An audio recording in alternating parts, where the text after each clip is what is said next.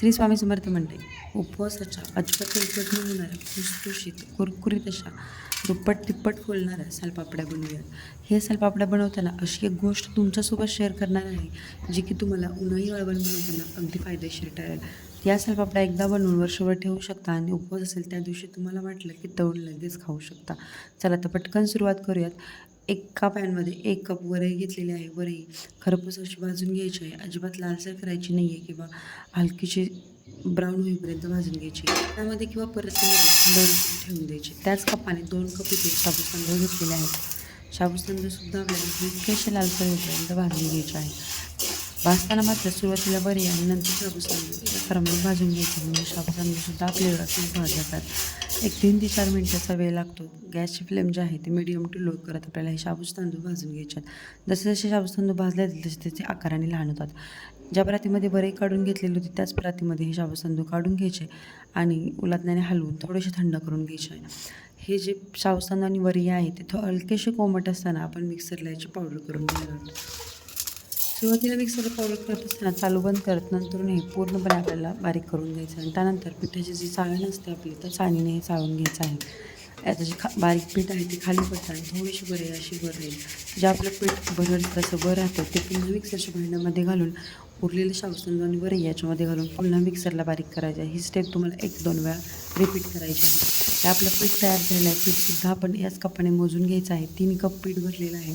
1 cup सुरुवातीला set करून घ्यायचं आहे. मध्यम आकाराचे 2 बटाटे साल काढून असे बारीक चिरून पाण्यामध्ये ठेवलेले होते. हे बटाट्याची सुद्धा प्युरी तयार करून घ्यायची आहे मिक्सरला आणि ही प्युरी एका गाळीने गाळून घ्यायची आहे. गाळलेली प्युरीसुद्धा आपण त्याच कपाने मोजून घेणार आहोत. त्यामुळे सुरुवातीला 1 कप सेटच करून घ्यायचं आहे. बघू शकता थोडीशी बटाट्याची पीस याच्यामध्ये राहिलेलं आहे त्यामुळे गाळून घेणं हे एक कंपल्सरी आहे. त्यानंतर ही जी प्युरी आहे ती कपाने मोजून घ्यायची आहे. 2 कप ही एवढी बटाट्याची प्युरी भरलेली आहे. 2 कप बटाट्याचा रस याच्यामध्ये घालायचा. चवीनुसार मीठ घालायचं, लाल तिखट घालायचं. फक्त हे 2च पदार्थ घालायचे आणि हे पीठ जे आहे ते मिक्स करून घ्यायचं आहे. सुरुवातीला बटाट्याचा रस घालून हे आता हे सगळं व्यवस्थित मिक्स करायचं. तिखटाचं प्रमाण जे आहे ते तुम्ही तुमच्या आवडीनुसार कमी जास्त करू शकता आणि नंतर जसं गरजेनुसार लागेल तसं पाणी घेऊन हे सगळं पीठ आपल्याला व्यवस्थित मिक्स करून घ्यायचं आहे. पाण्याचं प्रमाण शक्यतो कमी ठेवायचं. थोडंसं खाऊन घेतल्यानंतर चवीनुसार मीठ याच्यामध्ये ॲड करायचं आणि पुन्हा हे मिक्स करायचं आहे. तर खरं सांगायचं म्हटलं मंडळी तर हे जे पीठ आहे ते मी शाबूत तांदळाचे पापड बनवण्यासाठी करत होते. ही रेसिपीसुद्धा मी यूट्यूबवर बघून बनवत होते. पण काही मिस्टेक झाली ते मलाही समजलं नाही आणि हे पीठ काही वळणी येत नव्हतं. बगरसर असं हे पीठ लागत होतं. पण एवढं पीठ टाकून कसं द्यायचं याचा गोळा तर तयार होत होता पण पापड बनत नव्हते. मग हे टाकून तरी कसं द्यायचं याचं ते काहीतरी पर्याय निवडलाच पाहिजे. थोड्या वेळ तरी मी विचार केला आणि त्यानंतर म्हटलं सालपापड्या घालून बघाव्यात. आल्या तर आल्या व्यवस्थित. कारण एवढा पदार्थ वायाला घालवणं किंवा नाश करणं हे सहजासहजी आपल्या मनाला तरी काही पटण्यासारखं नाही. चला तर मग म्हणतात ना की सुरुवातीचा एखाद्या गोष्टीचा नाट लागला की तो नाट तसाच पुढं लागतो. म्हणजे काय की वाळवणाच्या पदार्थांना मी सुरुवात केली आणि पहिला पदार्थ थोडासा विस्कटला, बिघडला. त्यामुळे पुढचे पदार्थसुद्धा तसेच होत आहेत. चला तर मग बघू काहीतरी जुगाड करूयात. तर मी काय केलं, कढईमध्ये 1 तांब्या पाणी गरम करण्यासाठी ठेवलं. पाण्याला हलकीशी उकळी आली की त्यानंतर मग याच्यामध्ये आपण जे पीठ तयार केलं होतं ती पीठ याच्यामध्ये घालून घेतलेलं आहे. सुरुवातीला मी निम्मं पीठ याच्यामध्ये घातलं आणि त्यानंतर मग निम्मंसुद्धा व्यवस्थित याच पद्धतीने गळगटून घेणार आहे. तर बघू शकता गुठळ्या थोड्या जास्त वाटतात त्यामुळे काय करायचं, गॅसची फ्लेम जी आहे ती लो ठेवायची आणि या गुठळ्या पळीच्या साहाय्याने किंवा मग लाटण्याच्या साहाय्याने तुम्ही मोडून घेऊ शकता. तर ऐन वेळेला पक्कडसुद्धा सापडत नव्हती. असं एखादी गोष्ट बिघडली की सगळ्या गोष्टी त्याच्यामध्ये ॲड होत जातात. तर बारीक गॅसवरती 3 ते 4 मिनटं व्यवस्थित हलवत अशा या गुठळ्या मोडून घेतलेल्या आहेत. बघू शकता पहिल्यापेक्षा आता बऱ्याचशा प्रमाणामध्ये गुठळ्या यातल्या मोडलेल्या आहेत. आपण पाणी याच्यामध्ये थोडं जास्त ॲड केलं म्हणून पुन्हा आपण याच्यामध्ये मीठ ॲड करणार आहोत आणि मीठ घालूनसुद्धा हे सगळं मिश्रण आपल्याला व्यवस्थित मिक्स करून घ्यायचं आहे. 2 ते 3 मिनटं मिक्स झाल्यानंतर गाठी मोडल्यानंतर हे मिश्रण असं शिजवून द्यायचं आहे. कन्सिस्टन्सी बघू शकता.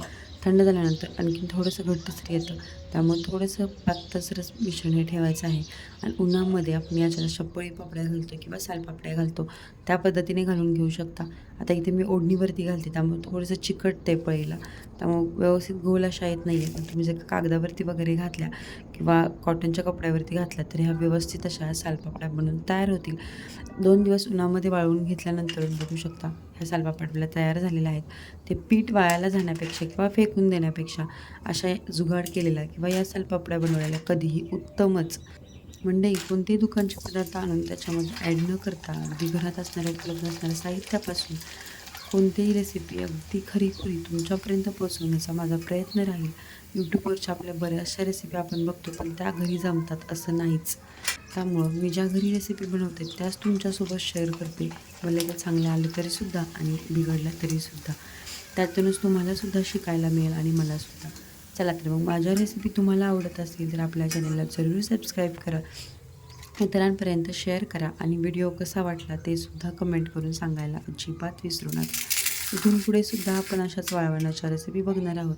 त्याच्यामध्ये मी काय चुका केल्या किंवा तुम्ही काय चुका करू नयेत, म्हणजे तुमच्या रेसिपी कशा परफेक्ट बनतील हेच व्हिडिओद्वारे तुमच्यापर्यंत पोहोचवण्याचा प्रयत्न राहील. त्यामुळे एक सबस्क्राईब नक्की करा.